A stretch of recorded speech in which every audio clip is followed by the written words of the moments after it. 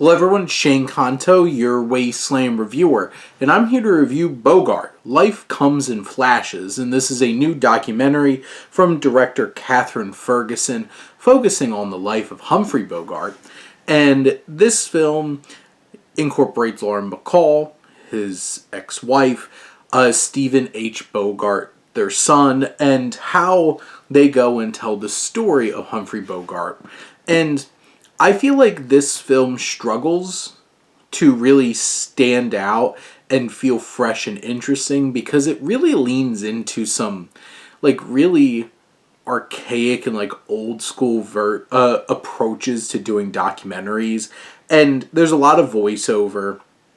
There's this performer who's being Bogart and talking for Bogart and just does not capture the essence of his voice, or doesn't seem like this would be Humphrey Bogart talking, and it's very distracting and takes you out of the film quite a bit.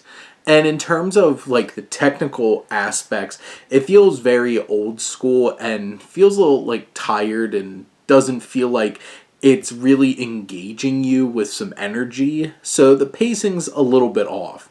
But this is an engaging and interesting exploration of who Humphrey Bogart was. You get to see behind the curtain and understand his relationships with people, with Bacall, and how he saw, he wasn't somebody super jazzed about being a parent. He was already into his 40s when he became a parent. And seeing those kinds of more intimate elements adds layers to this documentary and to the story of Humphrey Bogart. And you do get, the professional ones as well. It's not something that digs super deep into these films and performances and stuff like that, but it does give you enough to gain some knowledge and get a better understanding of who Bogart was as an actor and then Bogart was as a person.